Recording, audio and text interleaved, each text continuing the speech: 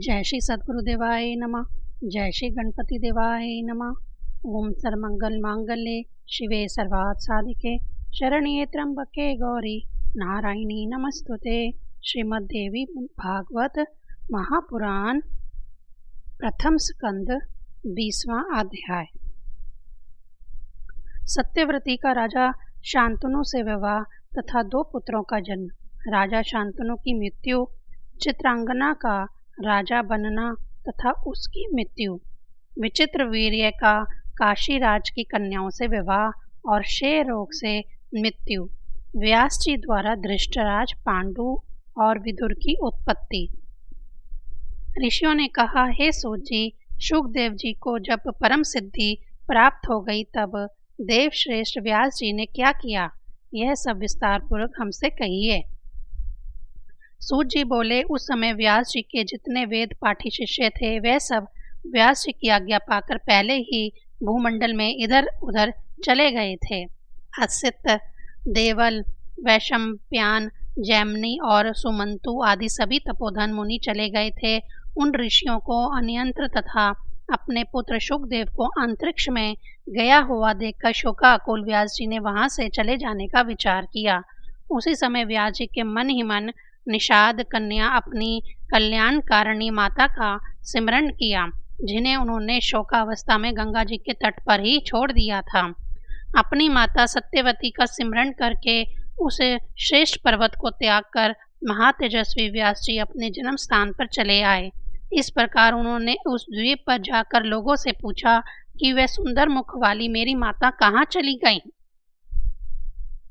तब निषादों ने बताया कि उस कन्या का तो निषाद राज ने राजा शांतनु से विवाह कर दिया। तत्पश्चात निषाद राज ने व्यास जी का प्रेम पूर्वक पूजन एवं सत्कार करके हाथ जोड़कर कहा, दशराज बोले, हे मुने, मेरा जन्म सफल हो गया और हमारा कुल पवित्र हो गया, जो कि आज देवताओं के लिए दुर्लभ उन आपका दर्शन प्राप्त हुआ। हे विप्रवर, आप जिस काम से आए हैं वह बतलाइए। हे विभो, धन, पुत्र, कलत्रादि यह सब आपके अधीन हैं।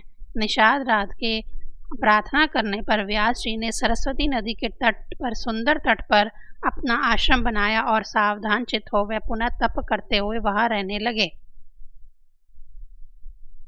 अपूर्व तेजस्वी महाराज शांतनु को सत्यवती के गर्भ से 2 पुत्र उत्पन्न हुए। इन दोनों को अपना भाई मानकर वनवासी व्यास जी अत्यंत प्रसन्न हुए।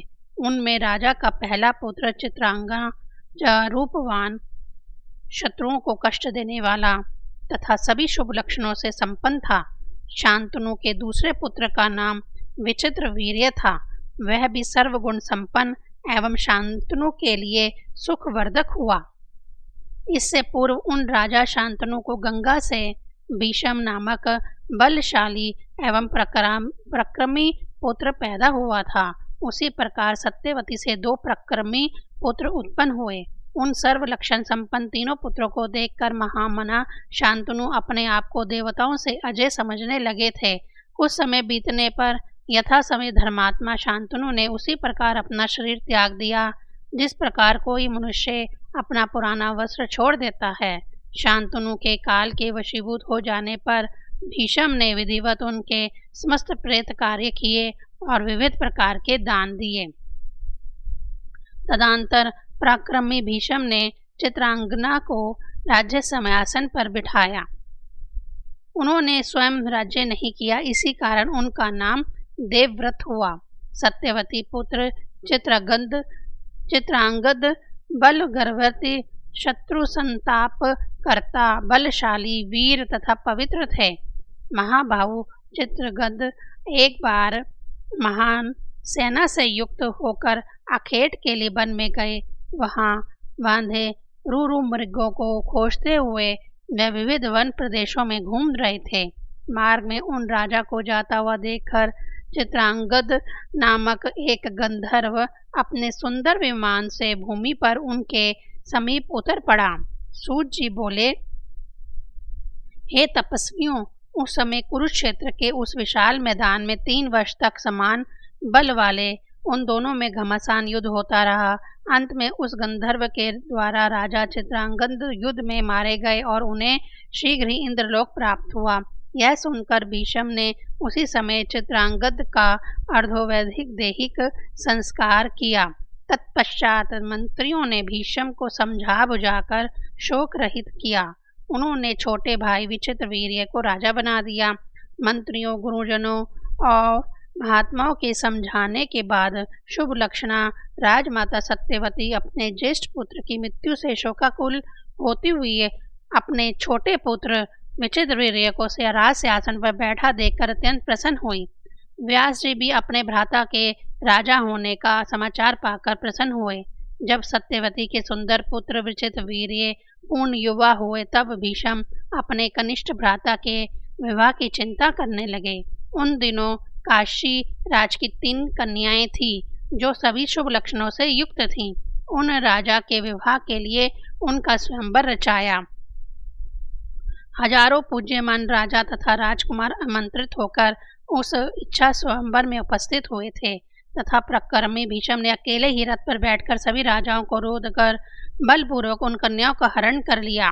वे महारथी तथा तेजस्वी भीष्म अपने बाहुबल से उन सभी राजाओं को जीतकर उन कन्याओं को लेकर हस्तिनापुर चले आए। सुंदर नेत्रों वाली इन तीनों राजकुमारियों में माता, भगनी एवं पुत्री की भावना रखते हुए भीष्म उन्हें ले आए और उन्हें सत्यवती को सौंपकर शीघ्रतापूर्वक ज्योतिर्विदों तथा वेदों के विद्वान ब्राह्मणों को बुलाकर उनसे विवाह का शुभ मुहूर्त पूछा। विवाह की तैयारी करके अपने छोटे भाई धर्मात्मा विचित्रवीर्य के साथ उन कन्याओं का विवाह करने को जब भीष्म उद्यत हुए तब उन तीनों में से सबसे बड़ी एवं सुंदर नेत्रों वाली कन्या ने गंगा पुत्र भीष्म से लज्जित होते हुए इस प्रकार प्रार्थना की। हे गंगा पुत्र, हे कुरुश्रेष्ठ, हे धर्मज्ञ, हे कुलदीपक, मैंने स्वयंवर में मन ही मन राजा शाल्वका का पति रूप में वरण कर लिया था। उन राजा ने भी प्रेम पूर्वक हृदय से मुझे अपनी पत्नी मान लिया था। हे परंतु तप अब आप इस कुल की परंपरा के अनुसार जैसा उचित हो वैसा कीजिए। उन्होंने पहले से ही मुझे वरण कर लिया है। हे गंगे, आप धर्मात्माओं में श्रेष्ठ तथा बलवान हैं, आपकी जैसी इच्छा हो वैसा कीजिए। सूत जी बोले। इस प्रकार उस कन्या के कहने पर कुरु नंदन भीष्म ने कुलवृद्धों, ब्राह्मणों, माता सत्यवती तथा मंत्रियों से इस विषय में परामर्श किया। सबकी अनुमति प्राप्त करके धर्मज्ञ गंगा पुत्र ने उस कन्या से कहा, हे वीरानने, तुम स्वेच्छा पूर्वक जा सकती हो। भीष्म से विदा होकर वह सुंदरी कन्या राजा शाल्व के घर गई और अपने मन की अभीष्ट बात उनसे कहने लगी। हे महाराज, आपके प्रति आसक्त चित्त जानकर भीष्म ने मुझे धर्म पूर्वक मुक्त कर दिया है। अब मैं आ गई हूँ, आप मेरा पानी ग्रहण कीजिए। मैं आपकी पूर्ण रूप से धर्म पत्नी होऊंगी। मैंने पूर्व में आपको चाहा है और आपने मुझे, इसमें संदेह नहीं है। शाल्व ने कहा, हे सुंदरी, मेरे देखते देखते भीष्म ने तुम्हें पकड़ा और अपने रथ पर बिठा लिया था, अतः अब मैं तुम्हारा पानी ग्रहण नहीं कर सकता। कौन बुद्धिमान मनुष्य दूसरे के द्वारा उच्छिष्ट कन्या को स्वीकार करेगा? अतः भीष्म के द्वारा म्रात भावना से भी त्यागी गई तुम्हें मैं स्वीकार नहीं करूँगा। महात्मा शाल्व ने रोती तथा विलाप करती उस कन्या को त्याग कर दिया और वह पुनः भीष्म के यहाँ आकर रोती हुई इस प्रकार कहने लगी, हे वीर, आपके त्याग देने के कारण शाल्व ने भी मुझे स्वीकार नहीं कर रहे हैं। हे महाभाग, आप धर्मज्ञ हैं, इसलिए आप मुझे स्वीकार कीजिए, अन्यथा मैं प्राण दे दूंगी। भीष्म बोले, हे वरणी, तुम दूसरे पर आसक्त चित्त वाली हो, अतः मैं तुम्हें कैसे स्वीकार करूं? हे वराहो, अब तुम चिंता त्याग कर शीघ्र अपने पिता के पास चली जाओ। भीष्म के ऐसा कहने पर वह अपने पिता के घर न जाकर वन में चली गई और वहां किसी निर्जन एवं परम पवित्र तीर्थ में तप करने लगी। काशीराज की अन्य 2 रूपवती तथा कल्याणमयी कन्याएं अंबिका एवं अंबालिका विचित्रवीर्य की रानियां बन गईं। महाबली राजा विचित्रवीर्य भी उन दोनों के साथ कभी राजभवन में और कभी उपवन में आनंद पूर्वक विहार करने लगे। इस प्रकार पूरे 9 वर्ष तक मनोहर क्रीड़ा करते हुए राजा विचित्रवीर्य राजयक्ष्मा रोग से ग्रसित हो गए और अंत में मृत्यु को प्राप्त हुए। उस समय पुत्र के मर जाने पर माता सत्यवती को बड़ा दुख हुआ और उन्होंने मंत्रियों द्वारा पुत्र के सभी प्रेत कर्म संपन्न कराए। तत्पश्चात एक दिन अत्यंत दुखी होकर सत्यवती ने भीष्म से एकांत में कहा, हे महाभाग, हे पुत्र, अब तुम अपने पिता शांतनु का राज्य संभालो और अपनी भ्रातृजया को स्वीकार करो और अपने वंश की रक्षा करो, जिससे महाराज ययाति का वंश नष्ट न हो जाए। भीष्म बोले, हे माता, अपने पिताजी के लिए मैंने जो प्रतिज्ञा की थी उसे तो आप भी सुन चुकी हैं, अतः मैं ना तो राज्य ग्रहण करूंगा और ना तो विवाह ही करूंगा। सूत जी बोले, तब सत्यवती चिंतित हो गई कि अब वंश कैसे चलेगा। अपने कर्तव्य के प्रति यदि मैं उदासीन रहूं तो अराजकता के व्याप्त होने पर मुझे सुख कैसे प्राप्त होगा। इस प्रकार माता को चिंतित देखकर भीष्म ने उनसे कहा, हे भामिनी, आप चिंता न करें, विचित्रवीर्य की पत्नी के गर्भ से क्षत्रज पुत्र उत्पन्न कराइए। किसी कुलीन विद्वान ब्राह्मण को बुलाकर वधु के साथ नियोग कराइए, इसमें कोई दोष नहीं है, क्योंकि वंश रक्षा का विधान वेदों में भी है। हे प्रसन्न वंदे, इस प्रकार पौत्र उत्पन्न कराकर आप उसी को राज्य सौंप दीजिए, मैं उसके राज्य शासन का सम्यक संरक्षक करता रहूंगा। भीष्म की यह बात सुनकर सत्यवती ने अपनी कुमारी अवस्था में उत्पन्न हो अपने निर्दोष पुत्र द्वैपायन व्यास मुनि का सिमरन किया। सिमरन करते ही तपस्वी व्यास जी वहां आ पहुंचे और माता को प्रणाम करके वह तेजस्वी मुनि सामने खड़े हो गए। भीष्म ने उनकी भली भांति पूजा की और माता सत्यवती ने भी आदर किया। उस समय महातेजस्वी व्यास जी वहां इस प्रकार सुशोभित हुए मानो धूम रहित साक्षात दूसरे अग्निदेव ही हों।